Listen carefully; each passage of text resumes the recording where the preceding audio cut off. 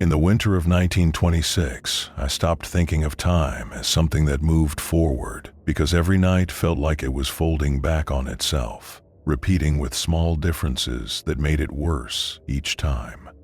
I remember the moment it began clearly, not because something attacked us, but because nothing did. The forest did not answer our voices. The wind did not move when it should have. Even the snow under our boots sounded wrong, too muted, as if the ground was swallowing noise on purpose. We were a Western police unit, sent to escort a prisoner transport through the mountain corridor and investigate why 3 previous patrols had failed to arrive. We were not afraid when we rode in. We joked. We ate well. We argued about routes and whether the cold would break before spring. That confidence did not fade gradually. It broke all at once, the night we realized something was walking with us without ever needing to hurry. It did not stalk like an animal. It did not rush. It adjusted. When we changed camp locations, it changed with us. When we doubled watches, it waited until the exact moment a man believed he was alone. When we stopped speaking at night, it began to make sounds that were almost words, stretched and twisted, like memory being dragged through teeth. I am telling you this because what followed was not chaos, and not panic, and not some wild fight in the dark. It was slow, methodical, intelligent. Men disappeared without screams. Rifles were found unloaded without explanation. Tracks appeared in the snow that showed hesitation, as if whatever left them had stopped to think. If you are listening to this now, understand something before we go any further. This story does not build toward relief. It builds toward understanding, and understanding is worse. If you want comforting endings, leave. If you want to hear what happens when trained men realize they are being studied, stay, subscribe, and listen carefully. Because the thing that hunted us did not want all of us dead. It wanted witnesses. By the time we reached the western ridge line, where the trail narrowed into a single corridor between stone and forest, the light had already begun to thin in that way winter does when it is not yet dark but no longer belongs to the day. And I remember thinking that the mountains did not look hostile, not dramatic or violent, but patient, as if they had been standing exactly like this long before men decided to pass through them, and would remain unchanged long after we were gone. There were 6 of us in the unit, mounted and well supplied, escorting a shackled man accused of killing a trapper 2 valleys east, a crime that seemed small and local compared to the unease that crept in once we realized how quiet the route had become. Because even in winter, the land usually gives you something. The snap of frozen branches, the distant cry of an animal, the sound of wind working its way through high timber. Yet here there was nothing, and nothing can be louder than noise. We made camp earlier than planned, because the horses began to behave poorly, their heads low and eyes white, refusing to drink from a stream that ran black beneath the ice. And it was agreed without discussion that pushing farther into unknown ground with animals already unsettled would be foolish. So we set a fire, staked the horses close, and ate in silence, broken only by the clink of tin and the occasional cough that came too loud in the still air. It was after the fire settled and the prisoner was secured between 2 trees that I noticed something wrong with the snow beyond the light. Not a shape exactly, but a disturbance, as if the ground itself had been pressed down by weight and then released, leaving behind an impression that did not belong to any known animal, because the marks were too long, too narrow, and spaced at intervals that suggested something walking upright, but unsure of its balance, like a man relearning how to use legs that were never meant to bend that way. I did not speak of it at first, because pointing out strange things in unfamiliar territory is how fear spreads, and fear is more dangerous to a unit than cold or hunger. But when one of the others quietly asked whether anyone else felt like they were being observed from just beyond the reach of the firelight, I knew the silence had already done its work.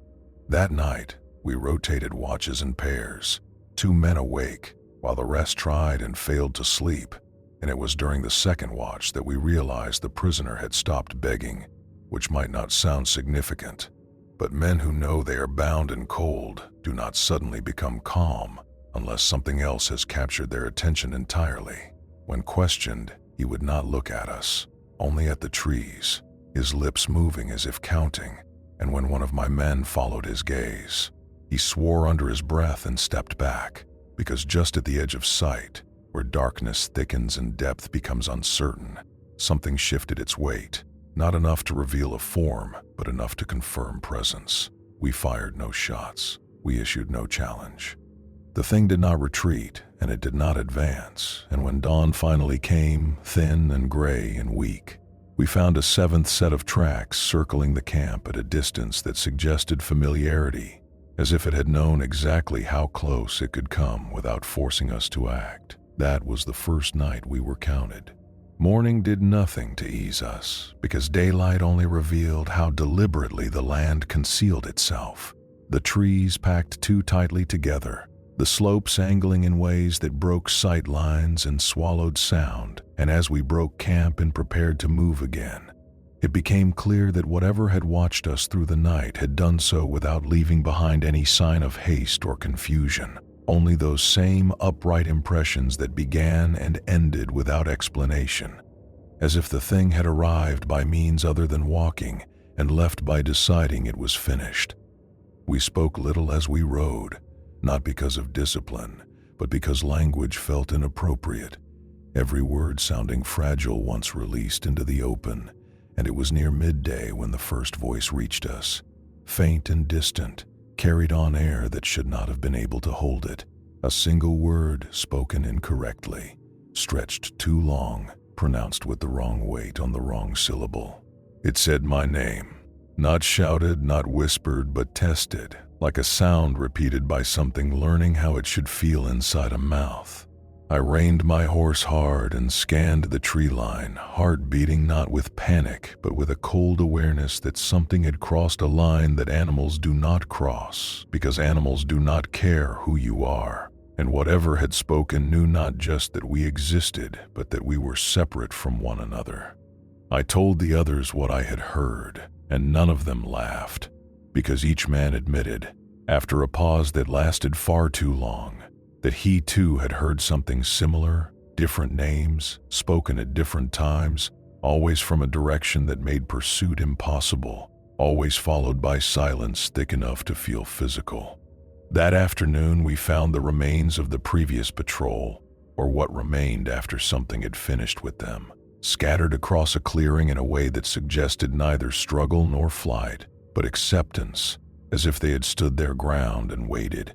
And among their belongings we found a journal, its last pages filled not with words, but with repeated lines, tall and narrow, drawn again and again, growing longer, until they ran off the paper. We did not stop to examine further. We moved faster, tighter together, the prisoner now openly weeping and pleading to be killed before nightfall, a request that none of us could grant, even if part of us understood why he asked. As the sun dropped and shadows lengthened, the sounds returned, closer now, voices layered over one another, some familiar, some wrong, repeating fragments of conversation we had spoken earlier in the day, and it became clear that the thing was not merely copying us, but sorting us, deciding which sounds belonged to which man. That night, when the screaming began, it did not come from the forest. It came from inside the camp. And when we turned toward it, we realized one of us was already gone. We did not discover he was gone in a clean, sensible way, not by counting heads in daylight or noticing an empty saddle at morning break, but by hearing his voice close enough to touch, close enough that every hair on my arms lifted as if the sound itself carried static, because the voice came from behind my shoulder, from the ring of firelight, from the space where he should have been standing. And when I spun with my rifle raised, I saw only our own faces, pale and rigid, and the prisoner's eyes rolling white, as if he were looking at a thing none of us could yet see. The man who vanished was called Harlan, and Harlan had been with us since the first day. Steady hands, steady aim, the sort of presence you stop noticing until it disappears. And perhaps that is why the loss felt unreal at first, because how can a man vanish when the ground is snow, when the horses are tethered close, when every direction beyond the fire is open darkness that offers no cover. Yet there it was. The fact of it, the sudden space where a body had been. The silence that follows when the world rearranges itself and refuses to explain. We searched anyway, because instinct is stubborn and training makes you believe that if you work hard enough, the world will obey rules. So we pushed outward in pairs, lanterns held low to catch the shape of footprints, rifles pointed into blackness that seemed to lean toward the light. And it was then, at the edge of our own trampled circle, that we saw the tracks that made my mouth go dry, because they were Harlan's boot prints, clear and deep, leading away from the fire for perhaps 10 steps. And then, without any stumble or drag, without the chaos of a struggle, the prints changed. They did not stop. They became something else. The heel marks thinned, the spacing altered, and the line of travel lifted into a longer stride, upright and balanced, as if Harlan had stood taller and then kept walking. Only the feet were wrong, too narrow at the front. The toes pressed into the snow in a way that suggested a weight distribution no human body uses. And the strangest part was the confidence of it, the way the tracks went straight into the timber without circling, without pausing, as if whatever now wore his movement knew exactly where it was going. When we returned to the fire, the prisoner began to speak rapidly, not begging now but warning. His voice cracked and desperate, insisting that this was how it started, that the thing did not need to drag you into the forest, because it could take you while you were still standing in the light, and that once it took you, it did not have to hide, because what it stole was not only your body, but the way you belonged among other men. We bound the prisoner tighter because his panic was contagious, and we reinforced the circle, dragging brush and fallen branches inward to make a rough barrier, though we all knew it was symbolic at best, because barriers are meant to stop bodies, and we were no longer sure what we were dealing with could be stopped by anything as simple as wood. The next hours crawled, the fire settling low, and I remember listening to our breathing, the small involuntary sounds that betray life, and realizing that the forest was answering with its own rhythm, a faint scrape here, a soft crunch there, too measured to be random, too controlled to be an animal wandering. And then, near midnight, the voice returned. It was Harlan's voice, perfectly pitched, perfectly shaped, speaking from beyond the firelight, calling one of the men by name in the same casual tone Harlan used when he wanted someone to pass him a cup or check a strap. And the horror of it was not in the sound itself, but in the normality, because terror is easier to fight when it looks like terror, and this sounded like home. No one moved at first, because our bodies understood what our minds resisted, but then the prisoner began to laugh, a thin, broken laugh that turned quickly into sobbing. And he said something I have never forgotten, something that still visits me when a room is too quiet. He said, "It is wearing him like a coat." We made a decision that should have been simple and rational, the kind of decision a trained unit makes without ego, which was to leave at first light and put as much distance between ourselves in that place as the horses could carry us. Yet even that plan began to rot the moment we tried to imagine riding through the narrow corridor again, because the corridor had trees on both sides and rock above, and what had followed us did not behave like a pursuer that attacks when it sees opportunity, but like a mind that attacks when it chooses.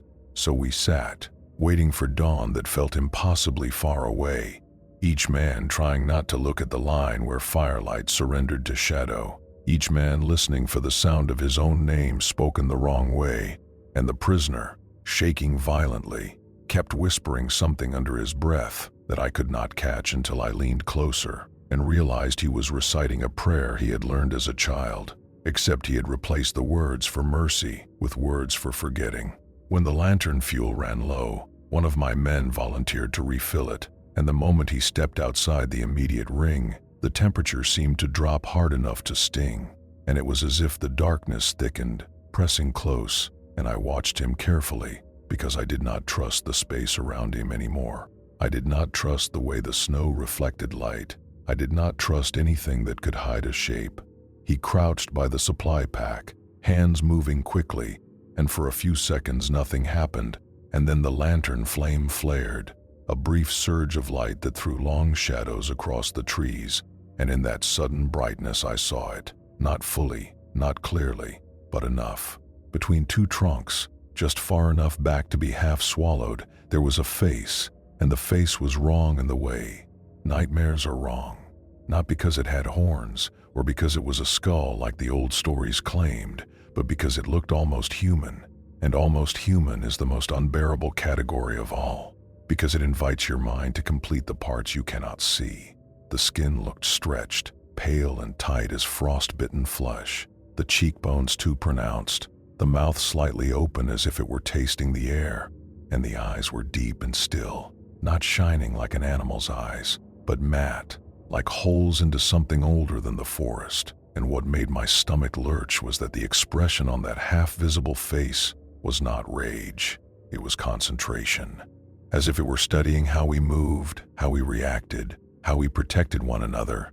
And when the lantern light settled back down and the shadows returned, the face did not vanish quickly like a startled creature. It withdrew slowly. That withdrawal broke something in us because it confirmed intention, and intention means you are not facing weather, not facing bad luck, not facing some mindless predator, but a being that chooses. And choosing means it can wait longer than you, and it can be patient in ways human bodies cannot afford. The man with the lantern did not notice what I saw, and I did not tell him immediately, because speaking it aloud felt like inviting it closer.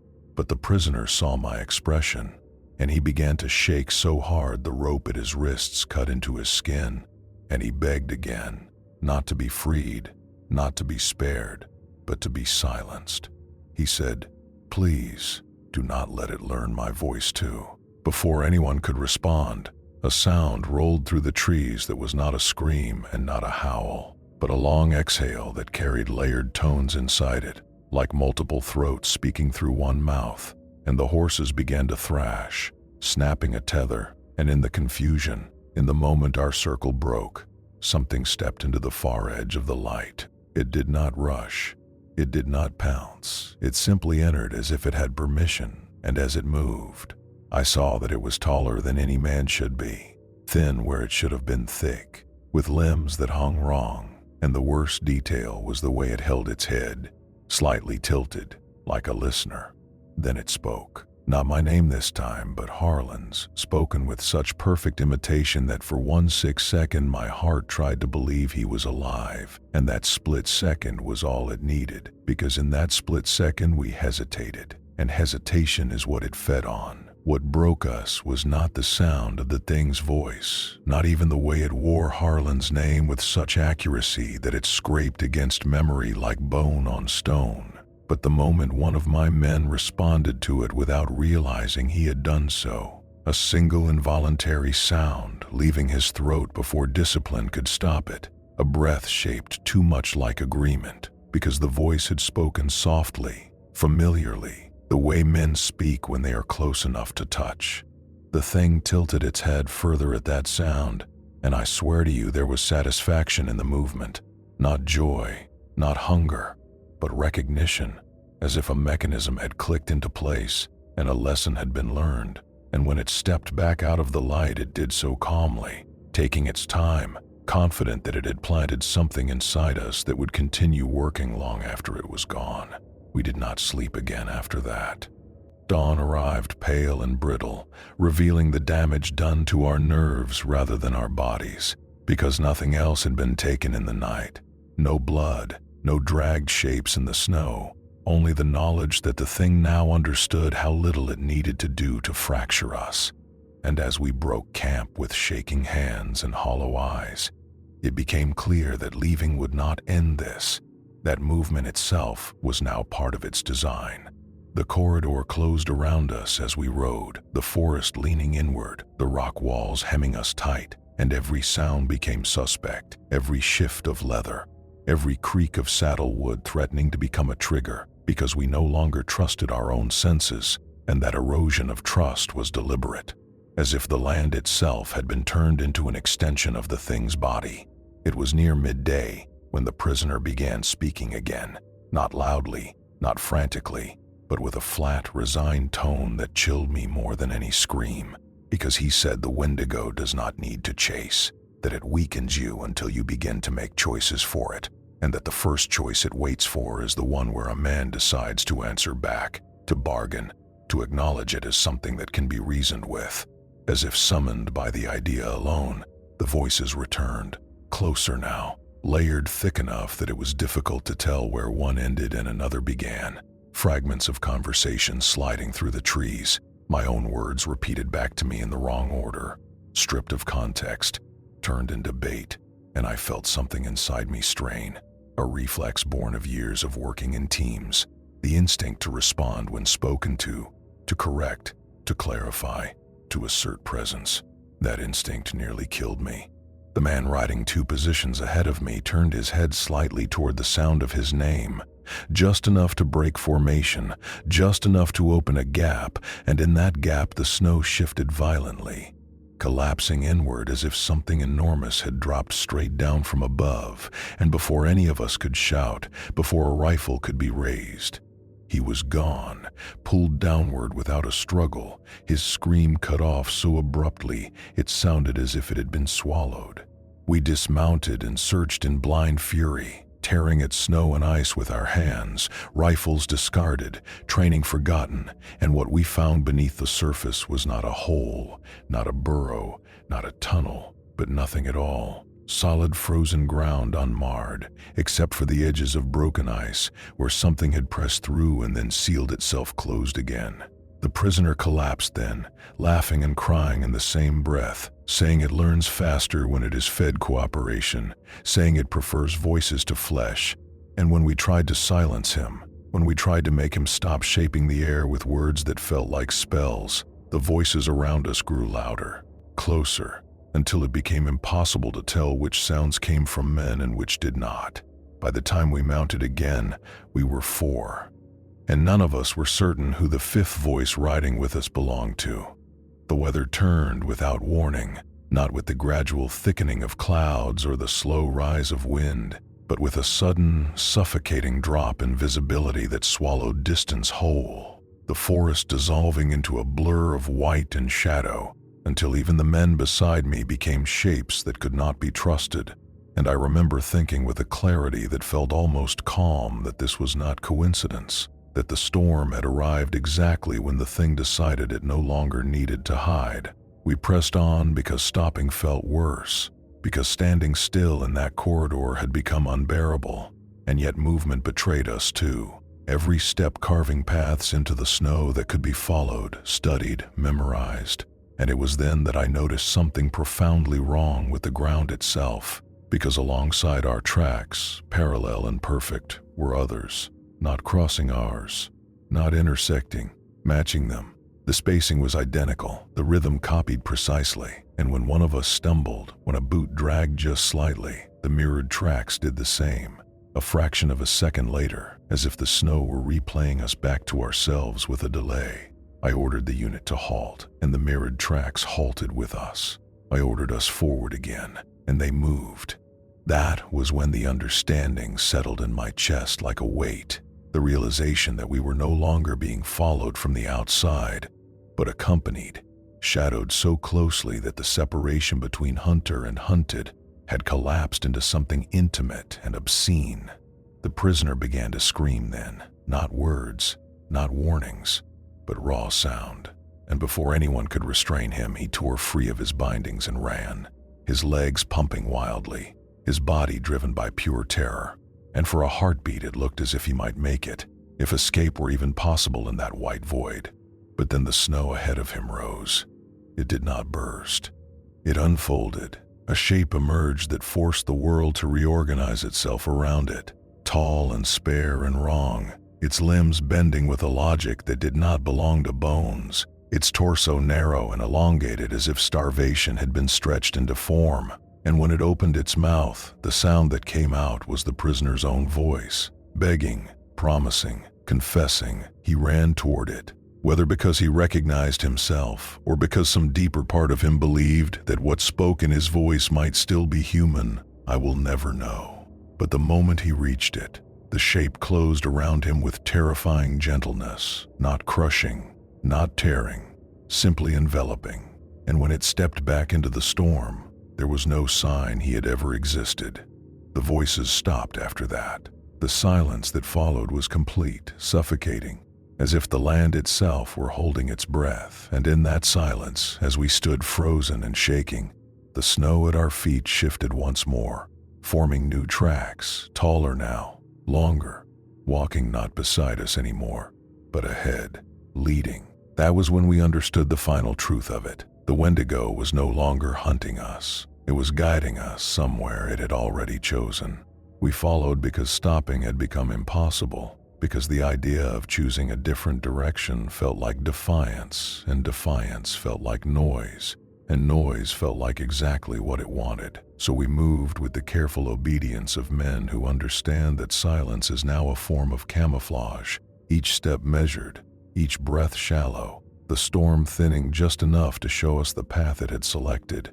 A narrow descent where the trees grew closer together the farther we went, their trunks bending inward in subtle arcs that made the trail feel less like a route and more like a throat. I remember the way the air changed as we entered that place, not colder exactly, but heavier, thick with a smell that reminded me of old meat left too long in the open, and the horses began to resist again, their muscles trembling beneath the saddle, eyes rolling as if they could see angles we could not. And when one finally reared and broke free, it did not flee into the forest the way a sane animal would, but ran directly down the path ahead of us, following the tracks with desperate urgency. It did not make it far. There was a sound like wet fabric tearing, followed by a dull impact that shook the snow loose from the branches, and when we reached the place where the horse had vanished, we found no blood spray, no scattered remains, only a depression in the ground that suggested weight had pressed straight down and then been lifted away, and beside it, impressed deeply into the snow, were prints that no longer bothered to imitate us. They were larger now, confident, final. The forest tightened after that, the space between trunks shrinking until we had to dismount and lead the remaining horses single file, rifles held awkwardly, barrels scraping bark, and I could feel the pressure building inside my chest, the instinctive animal panic that comes when there is nowhere left to run, nowhere to fan out, nowhere to pretend that formation and discipline can save you. The voices returned then, not from the trees this time, but from ahead, drifting back along the path in layered echoes, and I realized with a sick clarity that it was using the terrain itself to amplify sound, to carry it directly toward us, shaping the forest into an instrument. And the voices were not random anymore, not fragments, but conversations, full exchanges recreated from memory, arguments we had shared days earlier, jokes spoken around the fire, private remarks said quietly, and now broadcast back to us with subtle changes that made them cruel. One of my remaining men, younger than the rest, hands shaking so badly he could barely keep hold of his rifle, began to whisper responses without realizing it, nodding along, correcting details, and I grabbed him hard, forcing his mouth shut, because I can feel the thing listening for participation, and participation was the door it needed. We reached a clearing as the light began to fail again, a bowl-shaped depression surrounded by rock and timber, and in the center of it stood something that did not belong to the landscape at all, a structure of bones and wood lashed together into a rough frame, tall and narrow, rising upward like a mockery of a man, and the moment we saw it, the voices stopped entirely. The silence that followed was not empty, it was expectant. I knew then that this was not a lair in the animal sense, not a place of rest or feeding, but a place of display, a boundary marker, something built to say this far and no farther, and the realization settled heavily that we had been brought here, not because it needed to kill us, but because it needed us to see. The forest behind us shifted, not forward, not rushing, closing. Branches bent inward, shadows thickened, and the path we had come through seemed to shorten, compressing distance as if retreat itself were being erased. And when the first sound finally came again, low and resonant, it was not a voice we recognized, not one borrowed or stolen. but the Wendigo's own, speaking slowly, shaping syllables with deliberate care, as if savoring the act of being understood. It said, "You walk better now." And in that moment, I knew we had already lost something far more important than men. The thing did not enter the clearing immediately, and that restraint was the most terrifying part of all, because it demonstrated control, a confidence that it could afford patience even now, even with us trapped between closing forest and open ground. And as we stood there, frozen, I became acutely aware of how exposed we were, how every movement was visible, how the bowl-shaped land turned us into objects placed carefully at the center of attention. The bone structure creaked softly as the wind moved through it, and only then did I recognize pieces of uniform tangled among the lashings, scraps of fabric faded by weather, buttons dulled with age, badges bent and broken, and the realization struck that this place had been used before, not once, but many times. A collection built slowly, methodically, over years, perhaps decades, a record of encounters written not in ink, but in remains. One of my men began to pray aloud, not loudly, not defiantly, but with the quiet urgency of someone reaching for structure in a world that had shed it. And I did not stop him, because I could feel the thing listening anyway, and there was no longer any pretense of secrecy left between us. When it finally emerged, it did so from directly behind the structure, rising into view with a motion so smooth it felt unreal, as if it were unfolding rather than standing, and in the fading light I could see more of it than I wanted to. The elongated limbs, the narrow torso pulled tight over a frame that seemed assembled rather than grown, the skin stretched and pale, marked in places by scars that looked less like wounds and more like seams.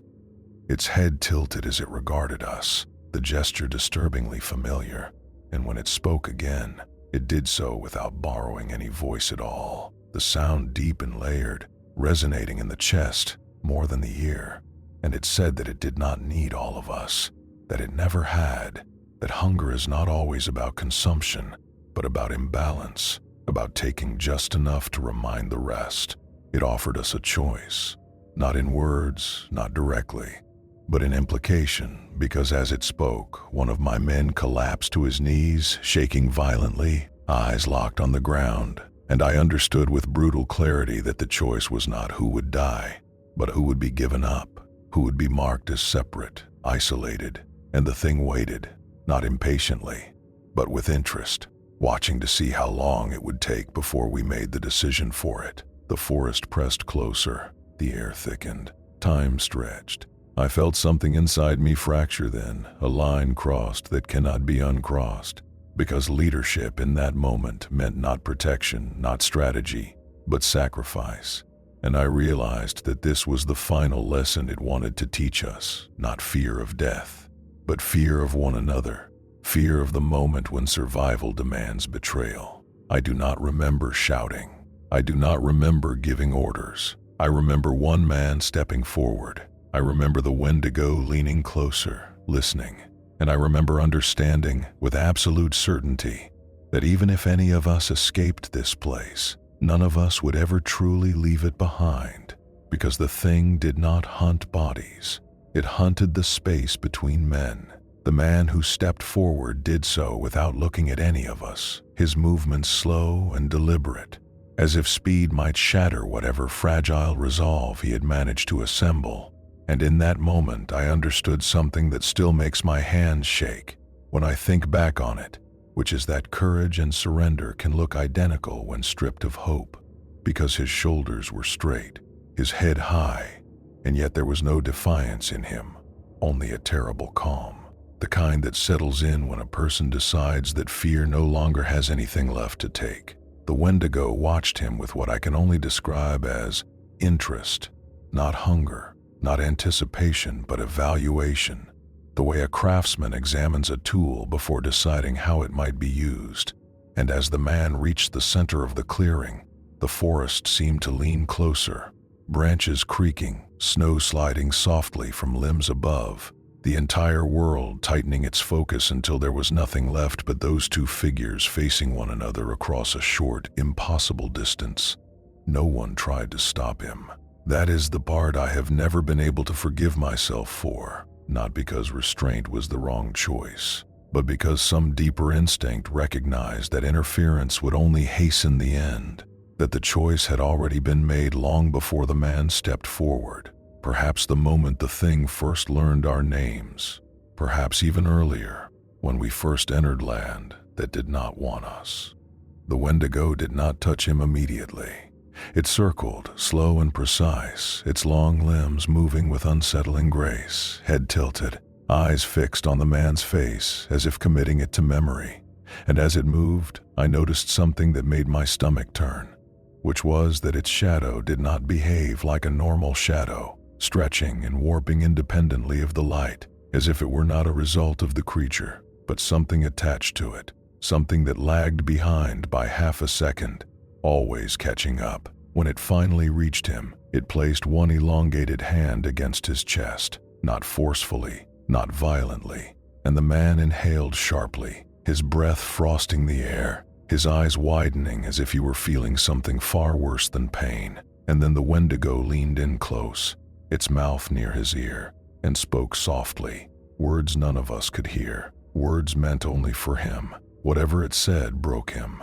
His posture collapsed, shoulders caving inward, and he began to sob, not loudly, not theatrically, but with a raw, animal sound that stripped away any remaining illusion of dignity. And the thing held him there, steadying him, almost comforting, and I realized with a sick certainty that this was the true exchange, not flesh for flesh, but something internal being taken, something essential and irreplaceable. When it finally released him, the man did not fall. He did not scream.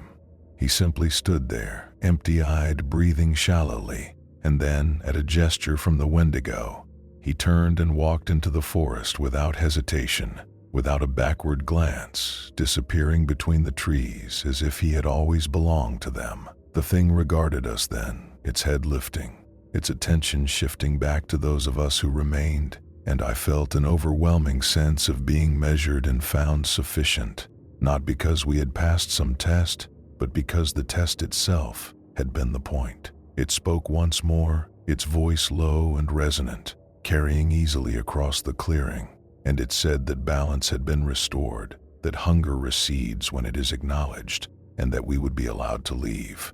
Allowed.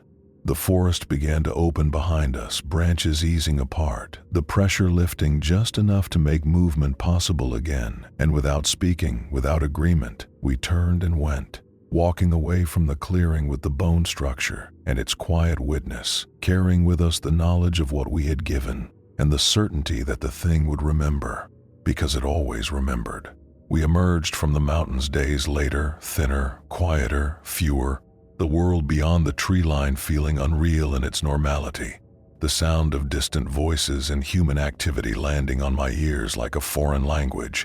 And when we reached the outpost and were asked what had happened, the words tangled in my throat, because there was no framework for what we had endured, no category in which to place a presence that thinks, that learns, that negotiates.